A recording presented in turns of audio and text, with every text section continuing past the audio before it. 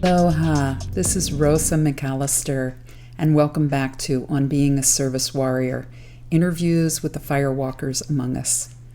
Those who have had their struggles and yet have chosen to come out the other side into lives of service for others. Click subscribe and tap the notification bell to keep up with future episodes of this ongoing series. If this is your first time joining us, don't forget to catch up with other episodes in this series, as well as other offerings in Network's YouTube channel. Mahalo, thank you, and always remember you are the light. Be the light.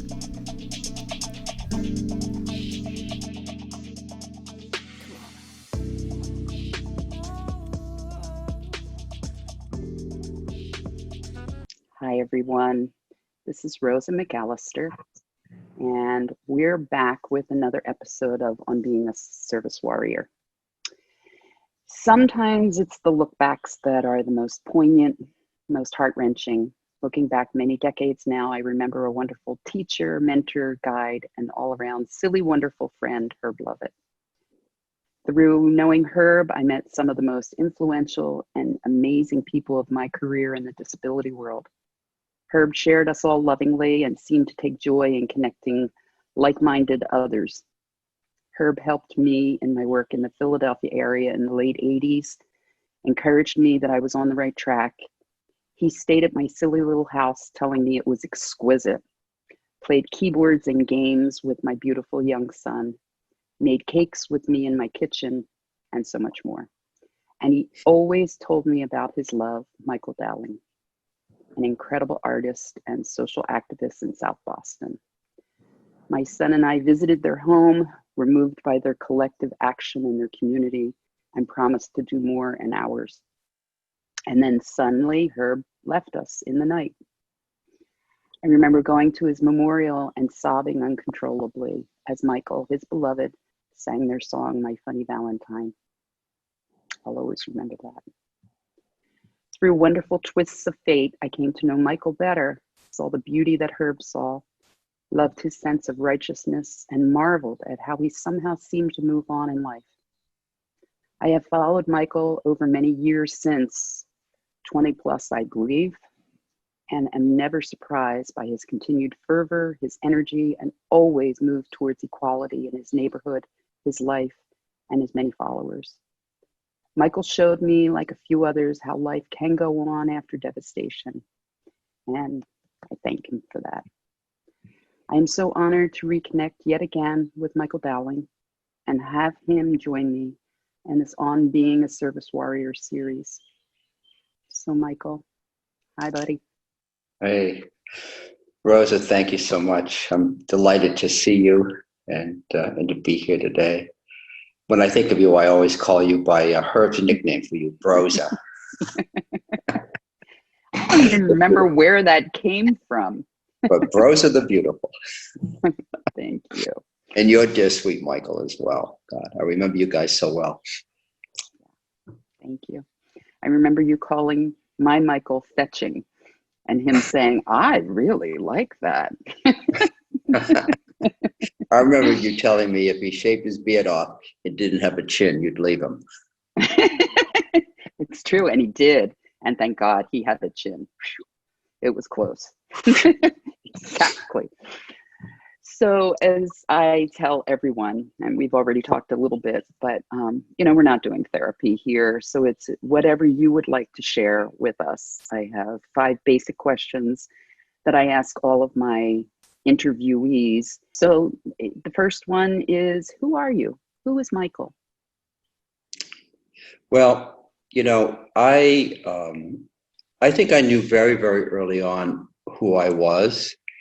I remember, proclaiming myself an artist at 7 years old, and sort of knew that I was attracted to other boys and not the girls at a very early age as well.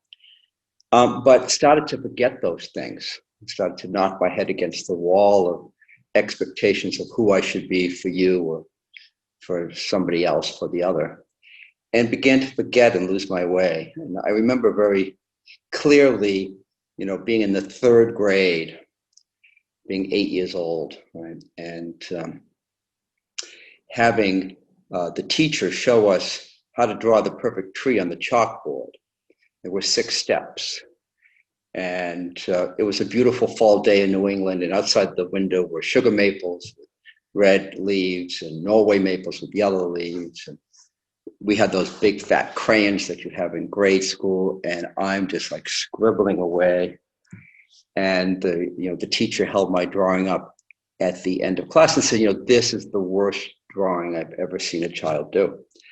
And a couple things happened to me that day. One was that the worst thing is I went home and I started to practice the 6 steps to the perfect tree. And I was able to do that better than anyone else. But I had given away my connection to color, to the trees, to the universe, to everything in it. And, I became then the best little boy and spent a long time in my life, sort of figuring out what I could do really well and pleasing people with what I could do. But that same day, my mother picked us up from school, and there was a little girl, Jane Nicholson, and she looked at the drawing of the tree and she loved it. And I told her she could have it. And shortly before that, when I was, a year before that, I'm not going to go through my home childhood here because it's not that interesting, but the years 7 and 8 really were sort of where I made a big shift. Mrs. Strong, the woman who lived next door to us, had seen a drawing that I did of little checkerboards, and she wanted me to do wallpaper for her house. And so I started making giant sheets of this drawing for Mrs. Strong. And I don't know whatever happened to those drawings, but, I was validated, at 7. I used to put a kerchief on my head, go under the dining room table and come out as little Susie, and my parents were like all for it. But by 8, all of that had gone. My imagination, sort of the definitions of like, or the found self had disappeared and been replaced with sort of the more expected self. It would be many, many years before I would return to, the Michael who I knew in those first 7 years of my life. It was actually 30 years later that I would come to some realization around that. And for me, it was, a couple things that really happened to see. I had a very successful gallery career and was selling lots of paintings, and but I was also feeling it's still very, very empty, right? So I was in my studio one day and I decided to try meditation. And I got flooded with these images, these ancient images of stone carvings and Celtic knots, and I don't know where any of them were coming from, but thousands of them kind of flashed in front of my face. And then I took a year and created thousands of, or about 1,000 small tiles with these beautiful Celtic designs. And it was a year of meditation. It was like this big shift of like, what am I doing? And I installed that exhibit on a floor at the Danforth Museum in Framingham. And in the center, I had built a little well house. And in the middle of the well house, I had a bucket that had belonged to my Irish grandmother. It was filled with water. And it was filled with water that we had gotten, my mother and I had gotten at the Shrine at Lourdes in France. And the teacher from the 3rd grade, her name was Sister Bernadette de Lourdes, right? And this is like this series of connections that were starting to happen for me. And the pattern of the floor was the same pattern that I had made for Mrs. Strong's wallpaper, right? And I had taken, my grandmother used to be in charge of a sacred well in Ireland, and she would go to her tap when we would visit her, and she'd put water in a little holy water bottle, and which would be empty, and she'd sprinkle a little bit on you. And you'd say, "Oh, Granny, that's not blessed." And she'd touch your shoulder and she says, "It is, dear." And she'd give you a blessing.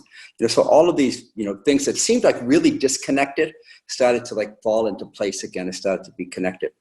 And so as I was doing this tile floor, my nieces who were in the 1st grade, maybe the second grade, they were 7 years old. They asked me if I would come and do a workshop for their second grade class. And we made tiles, and I told them the story of Mrs. Strong, right?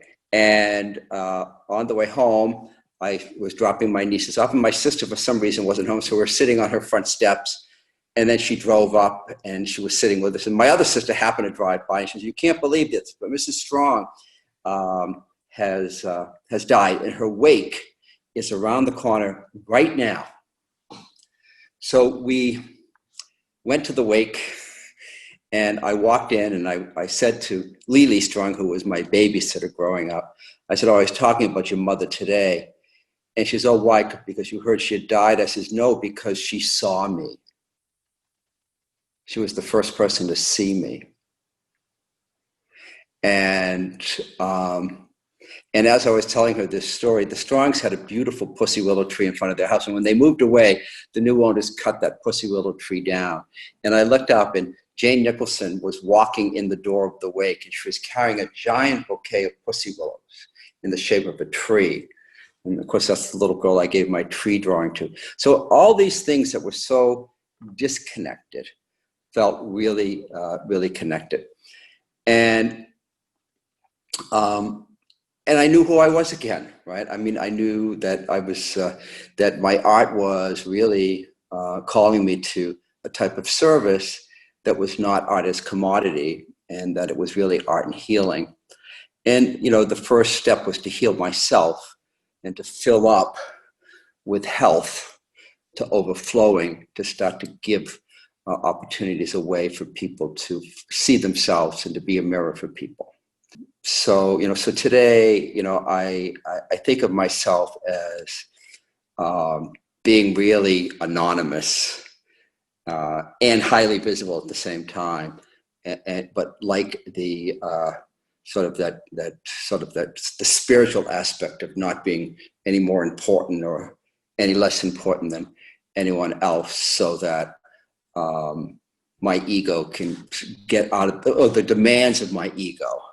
My ego gets me up, gets me on this interview, gets me water, does all things. But the demands of my ego can step aside long enough for me to see clearly. I hear you. It's beautiful. How would people who know you well, how would they describe you? If they were in the room, Well, if they were all standing behind you, Michael, right now, they would be like, "This is really, no, that's not true. Michael, this is it." Or "Don't forget to say this." What would they say? What would your mama say? What would your husband say? What would everybody? People, you know, I think I'm loved and hated, right? That people have very strong feelings about me. I think people think of me as a real eccentric, which makes me really approachable for people, because I think people often feel that they don't fit in, right? And, you know, but an eccentric belongs in the mix. Right. And so if there's anything that people, I think I have one of those personalities, or one of those, you know, whatever, my personhood, whatever it is, where it attracts the uncertainty that people may have, and they're free to sort of share that, because I'm so eccentric. And, you know, I just will, you know, I'm always stepping off a cliff, not thinking about where I'm going to land. Right. And so every, you know, I try to be new to every situation in my life. So it drives some people insane, like my, you know, I have a nonprofit here in South Boston, like my director of development drives her insane, because it's not a practical way of living, but it's a creative way, and it's a fluid way, and it's an organic way, and we're organic creatures, right? And I think, you know, it's how do we, you know, find balance in that, is to not try to go in a linear way and always get better and better and better, but, you know, to sort of see that, you know, there's good, there's evil, there's dark, there's light, you know, and they start to think of balance as a, you know, as one of the senses. And so, and that it's exhilarating to be like on that balancing beam, right? Because you could tip one way or the other. And so the thrill of living is really accentuated for me when I'm, you know, sort of in the terror of my work. Because my work, I find my work very terrifying. You know? But it's like, I'm going to land exactly where I'm supposed to, because there are things that I don't know. So if I'm falling off a cliff, I don't know if there's a ledge. I don't know if there's a branch. I don't know if there's a cushion below, right? I'm in that fall, which feels really beautiful.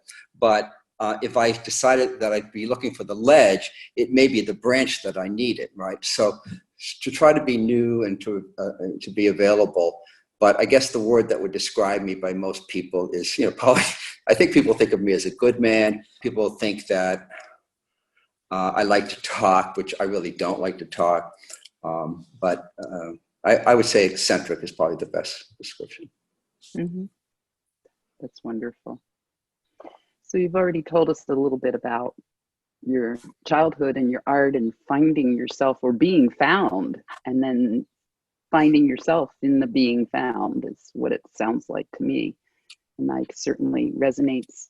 I'm wondering about other parts, and as one of the questions that I ask people and stories that I tell, I've been involved with many, many, many, many, many wonderful people and hearing the stories of their life. And so often we focus on the events, whether it is Mrs. Strong or your friend with the pussy willow that you gave your drawing to and all of that.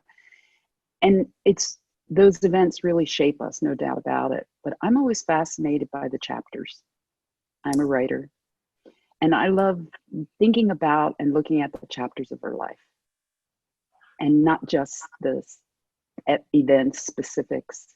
And so I'm wondering if you might share with us, as much as you want to, some of the chapters of your life. What have they been? What are they? Well, I think, my life is a series of short stories more than like chapters, right? And that weave together and I think reference each other. And I think that's part of my intuition. That's part of the way that I work. So that, because I think I only really do one thing, and, and sometimes it looks like one thing and it looks like something else, but it's always, to me, the same action, the same, it comes from the same place of sort of knowing and maybe some deep listening. I like to really, take the pulse and sort of read energy of, people I work with. And and it's funny because I think one of the things that upsets people about me, which is the last question, or maybe, is that people think I don't care as much about the individual as I do about sort of humanity, right? Sort of a being, and I guess that's probably true, right? That, it's just like, I don't have incredible patience for somebody talking about, not trivial things, because everything's important, but, I guess I don't have a lot of patience for people's demands, ego demands. So, but, so I think the chapters of, a chapter of my life, is the one I'm in right at this very moment. And, it's one where, I'm really thinking of, sort of what am I, where's my work going? What am I leaving behind? What is the legacy of the work that I've done? And so, it's fascinating to me because in thinking about all of that, I start to think more about how significant the role of facilitation is, right? And getting out of the way of arranging the outcome of something, but being able to facilitate something happening, right? And so I think, I've definitely in my 60s moved into this a bigger role of facilitation for, the big issues that, sort of affect us, as a species, right? And, we're in this, these two pandemics right now, right? Of, coronavirus and racial inequities. But, my work, oddly, started as a response, to another pandemic, which was to HIV and AIDS, where I began my work, really began my work in art and healing. And, it was very, very different than this time because there was no government response. There were no people really caring about the people who were dying. They were disowning them. They were, and it was years maybe 5 years before, it was the Rock Hudson death that really kind of changed people's awareness around that. So I felt, really compelled by that work to I think about how to respond, as these other, issues emerge all through my career. But really right now with, it's just like, what to do around how to first respond, because we all had a lot of time on our hands. What are people doing at home, but how to respond to the coronavirus. And then, because we all had a lot of time on our hands, people started to think about all these other things, right?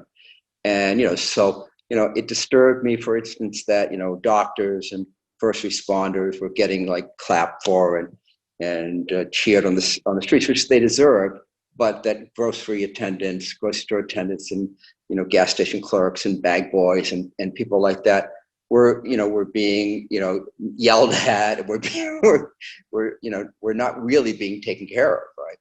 And not looked at as heroes, right? And I think, and then the disproportionate impact that had on, communities that we chose to marginalize, right? And those margins are so, are what is being challenged right now. So, so that's kind of that's the chapter we're in right now. It's like, so what is my role in that? And kind of my big shift is, how do I get out of the way? And because for a long time, I've taken the lead on things, and that was part of a culture, right? And it was part of, being white, being male, being a certain age, having all of this privilege, being able to do the work that I wanted to do. Nobody ever questioning, although he was very eccentric, you have all these opportunities. So I'm really looking now at how does that shift? And, that example of the video with the three young Black artists that we showed, on our website last night was a real example of how, we've got to listen, right? And it's a time for listening, a time for mending. And, I started to get confused about it because I wanted to be a little defensive, because I've done, racial equity work my whole life. And, but, I'm not Black. And I get upset with people who say, well, I understand gay rights, and so, I mean, I get why people don't understand somebody else's nature, right? And so, I have a willingness to really sort of pull back and allow other voices. And I want to nurture, and I want to really support those other voices coming forward. So I'm thinking, I'm shifting from, a different type of activism, I guess, right?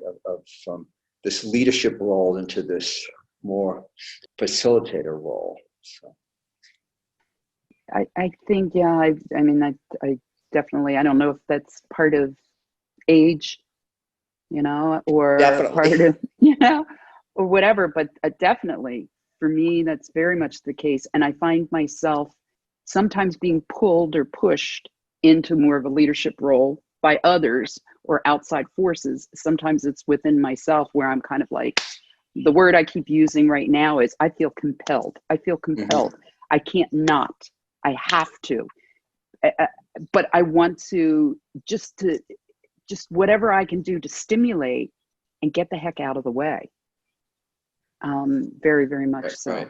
Yeah. It's how to get out of the way, but also how to support it, right? Absolutely. Yeah. So absolutely. That's my goal right now. And I had a sort of I felt challenged at work this past week, and because my staff was telling me that we had not come up with a strong enough statement yet about Black Lives Matter.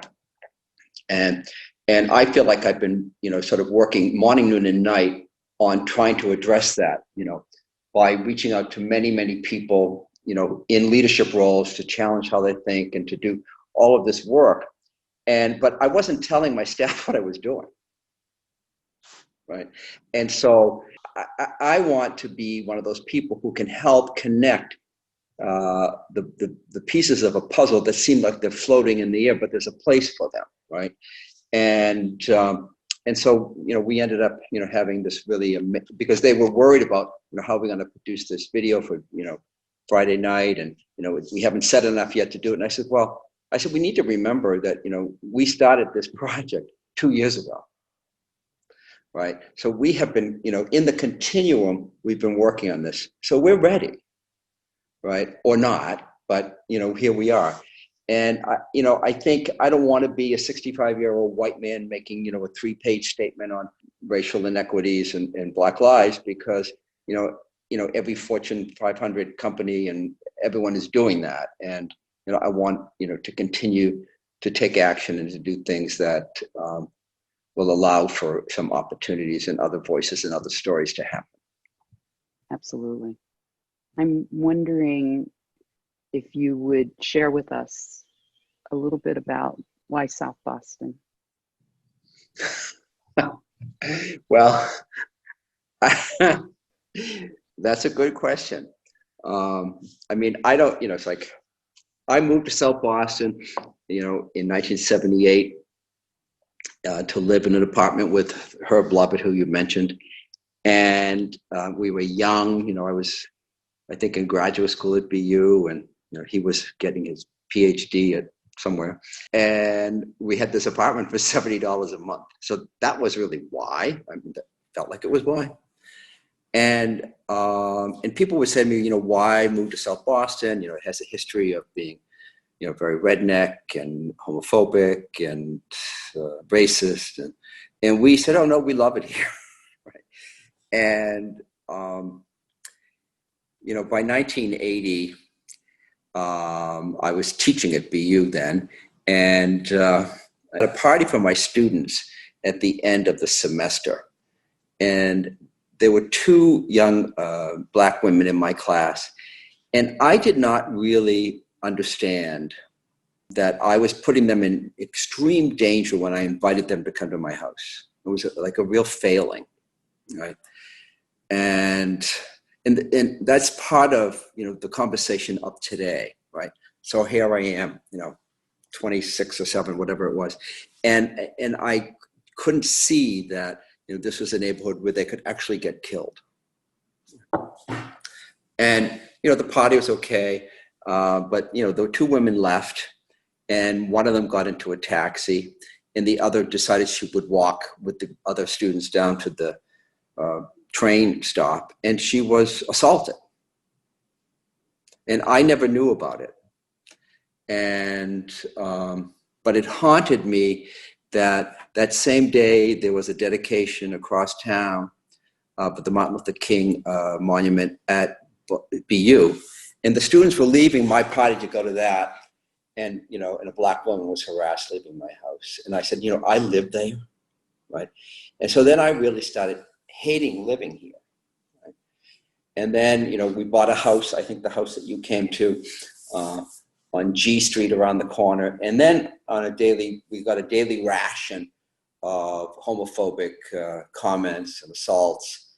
And then I thought, oof, this is really bad. But I said, but I live here, right? But I hated everyone here. I made it clear to everyone that I hated them, right? And so there was no love in my heart for my neighbors, my community, the place I called home, right? It was all confrontational, always confrontational. And I think I would often start the confrontation. So then, in 1992, gays wanted to march in the St. Patrick's Day Parade here in South Boston. And I decided that I would hand out pink roses to the 50 marchers as they went by my house. And parades are very funny. They have a way of stopping and starting.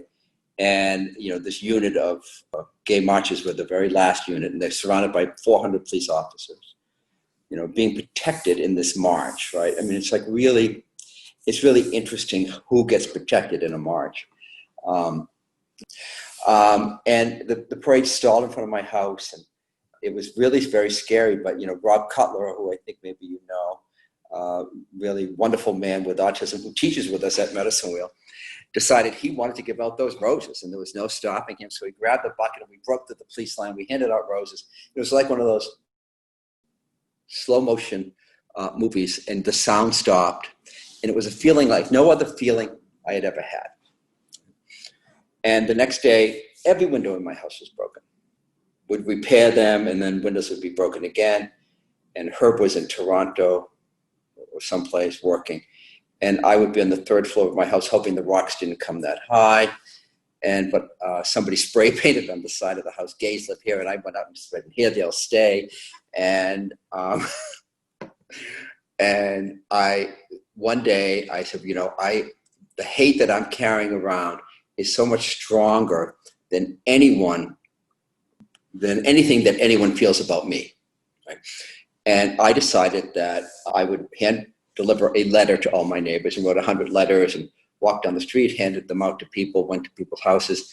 And, as I was coming back to the house, Mr. Crowley came running up with the letter. This is wrong. And I'm immediately thinking, internalized homophobia, that he's thinking is wrong, that you shouldn't be here. He goes, no, you're a good neighbor. Right? This shouldn't be happening. And then I said, okay, now I have to make amends to my neighbors, because I have hidden from them. I was hiding from them because, this is before I got to that place in the story where I found myself again, right? And that was, so I decided I had a gift to give to the community, and I invited my neighbors to join me and to build a stone circle behind the South Boston High School and try to re-sanctify that land. And 300 neighbors showed up with a stone and a story of what connected to this place they called home, right? And then, the next year after that, a group of survivors of heroin overdoses and suicide attempts wanted to work with me to build some kind of a memorial place for families to gather around that kind of loss. And, and I had been doing that work for, World AIDS Day a little bit. And I thought, okay, I can do that. And, so then, sort of bit by bit, sort of my credibility in South Boston changed. And although I'm still called a blow-in, right, after 44 years, but I was providing something that was mine to the community that they could accept. And I got a lot back from that.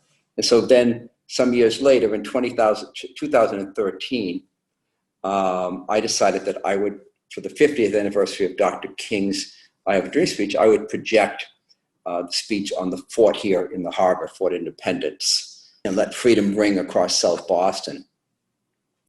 And did workshops across the state and involved 10,000 people creating lanterns that they would carry and amplify each other's light. And it was an amazing evening because it was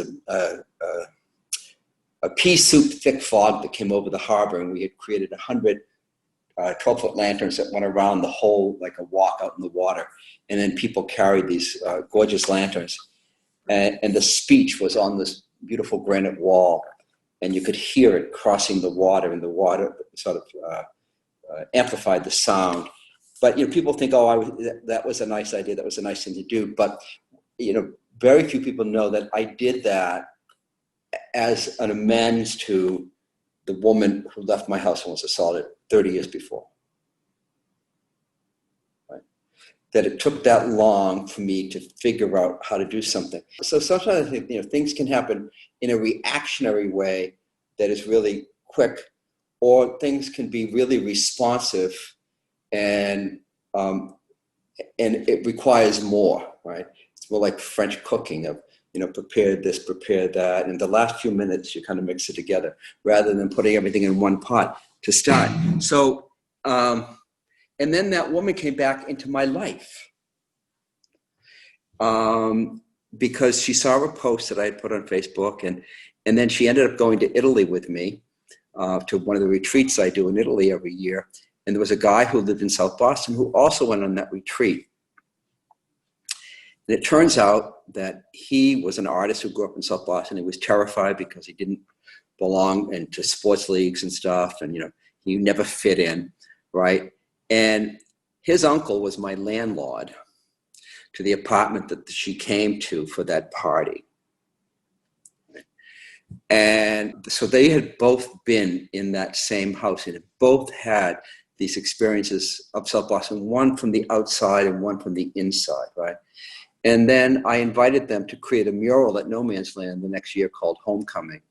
And we had a huge community meal with hundreds of people, decidedly multicultural, diverse group of people claiming that, this is our home.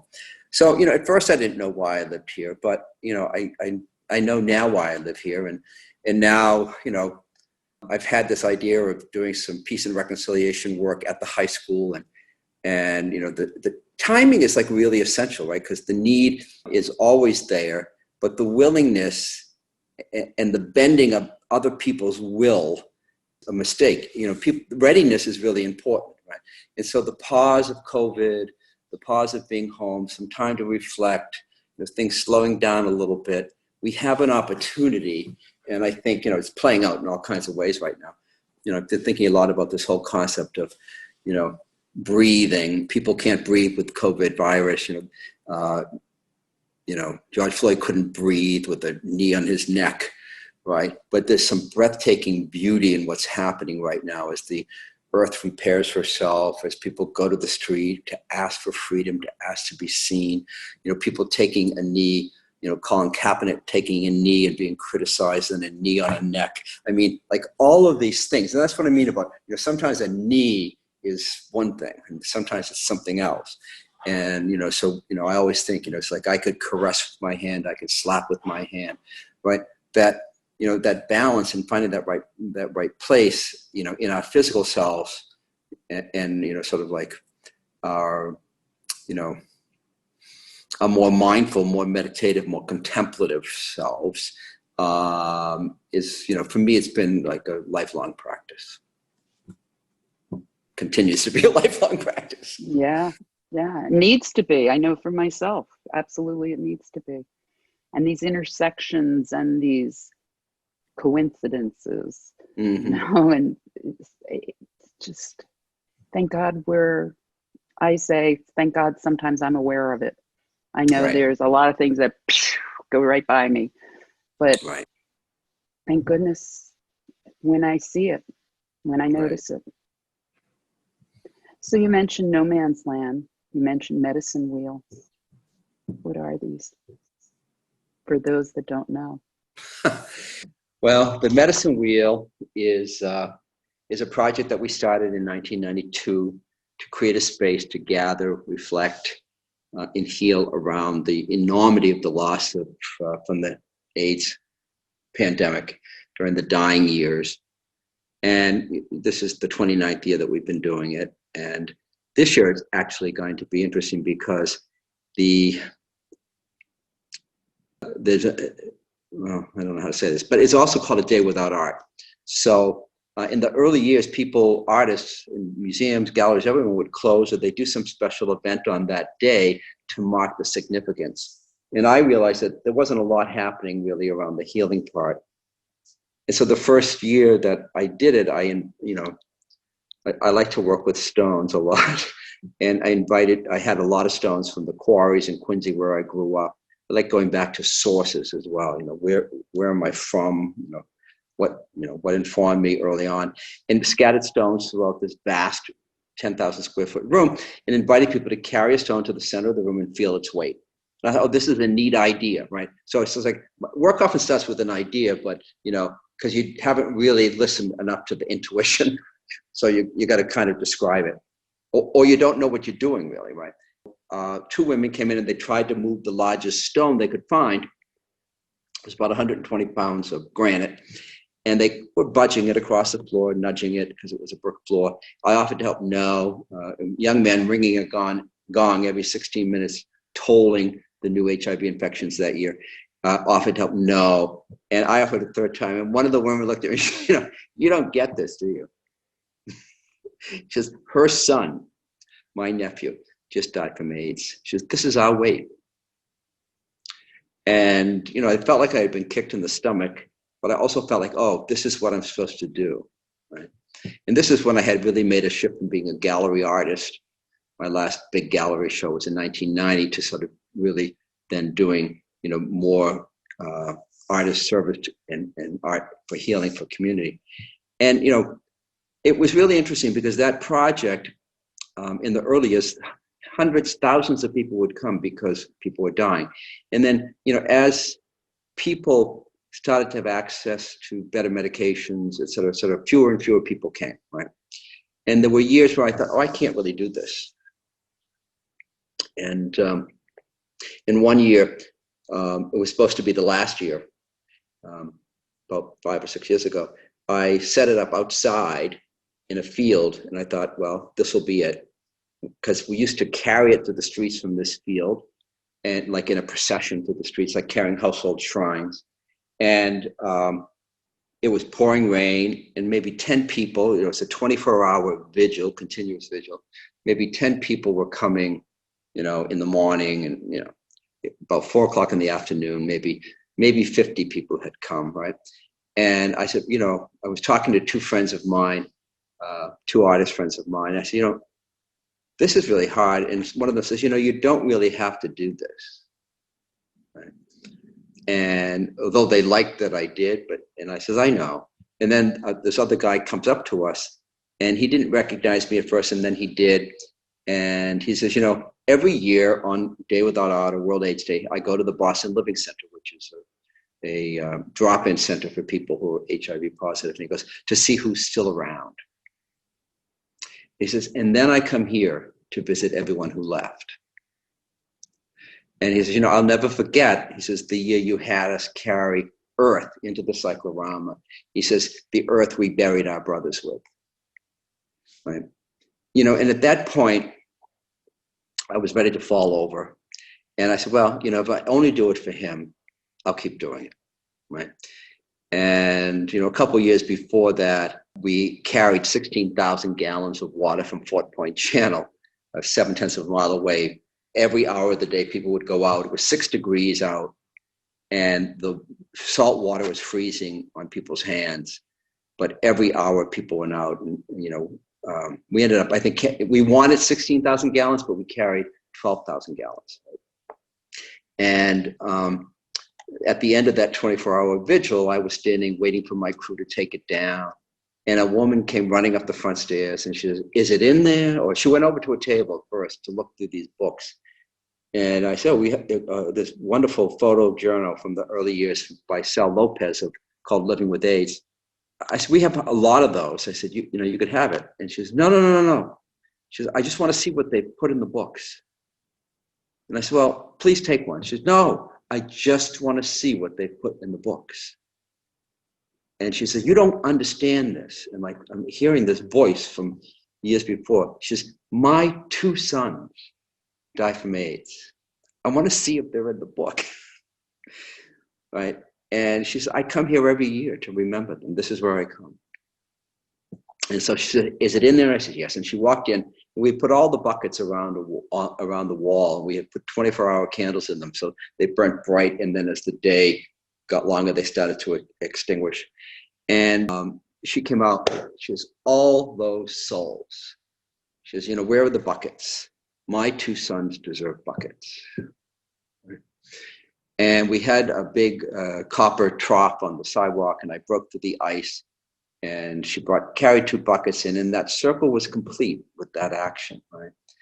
And I had this recognition or initiation into this understanding that, one woman carrying 2 buckets, 2 women carrying 1 stone was a single moment in the continuum of time that offered insight into motherhood, loss of a child. I mean, layer upon layer upon layer upon layer was revealed in that cultural action of carrying a stone and carrying a bucket. And, I have been just so blessed and so lucky. I have these ideas, and then I don't insist that it be, it's like the scaffolding, like you gave me a list of questions. I mean, I don't know where we are on that list, but it gave a nice scaffolding to be able to have this conversation. And so I try to create that scaffolding or that structure that people can, that gives some limitations that makes the work limitless. And you do that. You do that. You do that very well. And you do that without ego, is how it always comes across to me. I get very cranky sometimes. Yeah, well, me too. So There's that too. Yeah.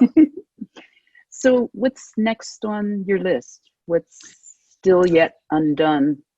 Well, I mean, I've been really lucky. I've done so many different projects. And it's interesting, I did a big project in Ireland, the border region between Ireland and Northern Ireland, as part of the post-peace process. And, I really, really learned a lot there. And what I really, really learned there, which was really strange to me, was to read a lot of James Baldwin, and who people are really reading at and looking at today, right? And watching his speeches and films. And he, in this book about freedom in Ireland, it's called 1968, but it's the kind of the spirit of 68, when protest was alive to change the world. For people who were alive in the 60s, it was like, we're going to end a war, we're going to have civil rights, women are going to, all of this stuff was like coming into being.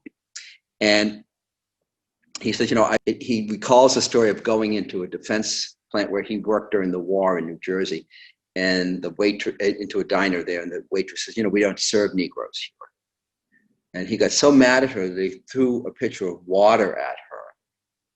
And then he said, the hatred that I felt for that woman, he said, I could have killed her. So I felt like I could kill her. He goes, it was much stronger than anything people felt for me.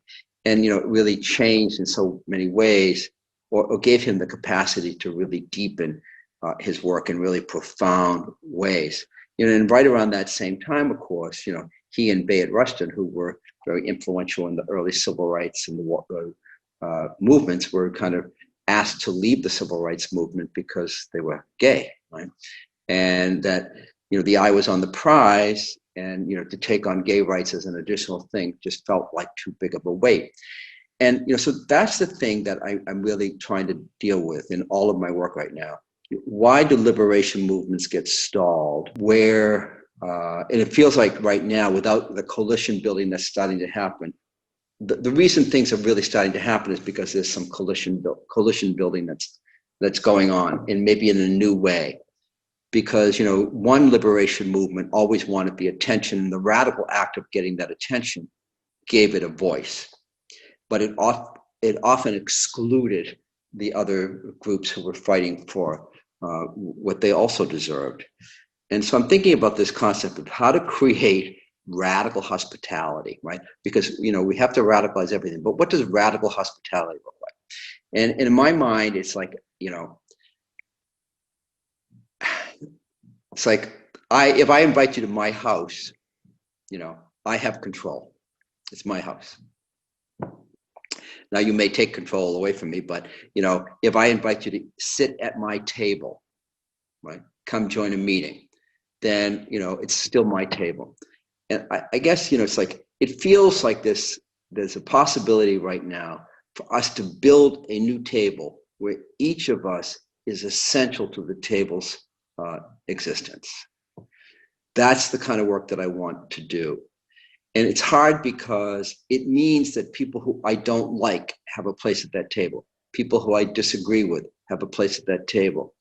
I think of so much of what's happened recently, and I think of, I was thinking of talking about Hillary Clinton the other day, and two remarks that she made that for me were like just so easy to make for any one of us. She said something about, if I see a black boy in a hoodie, I want to cross the street. And then she said, she talked about Trump supporters as being a basket of deplorables. And, it denies that people, whatever pain they're in, whatever sorrow people have, is real. And, I don't want to get too political here, but, nobody's delivered on the pain for the Rust Belt. So the pain is there. The pain is real. And pain often comes out as anger, right? And I think, so it comes out in anger in lots of different ways. Violence, right? Hatred, racism, homophobia, right? A lot of it is pain-based, but it comes out as, having to compare myself and feel that something is being denied to me because somebody else is getting it. And so I want to put an equity lens, like on all of the work somehow. and a culturally competent lens on all of the work, because it's difficult to see things clearly when, we've been so domesticated or so indoctrinated to see things a certain way. And so I'm working to free myself from some of that indoctrination and domestication. And, I think back, yes, I did a great thing by having the Martin Luther King speech here, and that was a really wonderful thing. And it came out of wanting to make amends, but I made a huge mistake with that young woman and her safety and her life. And I guess, that part of it is also really interesting to me. I want to be able to go into things really, unafraid, not with terror, because I think terror is different than fear. And the terror is sort of the exhilaration of it for me, but knowing that, not being risky, but knowing that there's always a risk in doing the kind of work that is necessary, at this moment. And I'm just an artist. Yeah, right. Speaking of that, just an artist. So going back to the first question, so who is Michael? Just an artist.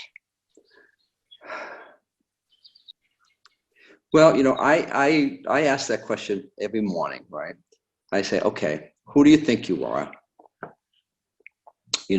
What do you believe your core values are? And every night, I kind of look and say, okay, here you were yourself, and here you weren't, right? And I bless myself or forgive myself, and then sleep well. So I would say that, my father was a contented man. In fact, on his gravestone is written, "Here lies a contented man." I used to question that, because I thought, what does it mean to be contented? You should want more than contentment. And for him, contentment was that, I'm Tommy Dowling. This is who you get. No more, no less, right? And I didn't understand that for a long time. And, when, I think it was 1992, I was, meditating in my studio, and I had a vision of myself as a 8-year-old boy, which is interesting because it ties back to that story. But in that, I have a pet bear, and I take the pet bear with me wherever I go. But if I see anyone, I always muzzle and chain the bear and hide him. So in this vision, I'm walking up the driveway of my parents' house, and I see that my father's in the garage, and I have the bear, and I'm an 8-year-old boy, and he comes out of the side door of the garage and starts walking counterclockwise behind the garage. I hide the bear in the garage, walk around clockwise, and we come face to face, and both of us then in the vision of 37 years old. And I look over his shoulder, and the little bear has no chain, no muzzle, and he's dancing and playing on the yard. And I think, who let you out? And my father looks at me, and it doesn't turn around or anything. And it's really me looking at me, right? He says, "It's all right, Michael. I let the bear out." I then drove to my parents' house, went in, my father was in the garage, and I gave him the big bear hug. I mean, to sound as corny as all get out, right? And in my family, you didn't really talk about things, but we played cards, and my mother made tea, right? So we went in the house, my father got the cards, my mother put the kettle on, and my dad says, "Why are you here?" I said, "I don't know." And then my sister, who had newborn twins and a 2-year-old, called, and my dad, my mother said to Tommy, we got to go help Beth. And my father's face turned towards me, but talking to my mother, and it was the face from the vision. He goes, "No, Mary, we need to stay here with Michael." And that day, I knew that my father loved me, and I knew that I loved my father. And I knew that I belonged again, right? And, 9 months later, I told that story at his funeral, right? And when he was dying, he wrote each of us love letters. We didn't know he was dying. He did. And on mine, on the outside of the envelope, a yellow envelope, it says, Michael, in my eyes, you're always a winner. XXOO, Daddy. And, I had that in my suit jacket pocket as I spoke at his funeral. And I carry that with me over my heart whenever I have to give, a big speech. And so I would say that today, I'm a contented man. We could talk forever. I could talk with you forever. Forever. Or at least another couple of hours. Right, at least. Over tea and cards. Oh, yeah, tea and cards. That's the best. Yeah, it opens the soul and the heart. It does. It does. Yeah. It does. Thank you, Michael. Thank you for everything that you do.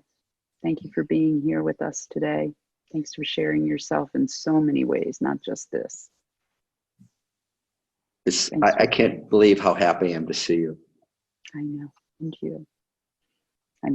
As you're talking, I was having various flashbacks of different times and events and things. And really, I don't think there were that many, but they were that impactful. No. Thank you. My love to you and to Dan. Oh, I know. Yeah. I got to call Dan right now and tell him we did this.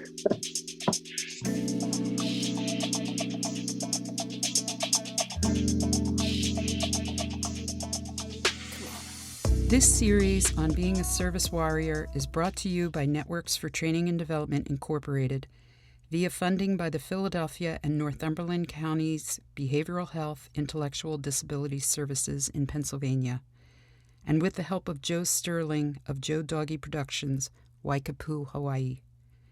Many thanks to all our guests and fellow firewalkers for sharing their wisdom, learnings, and joy with us.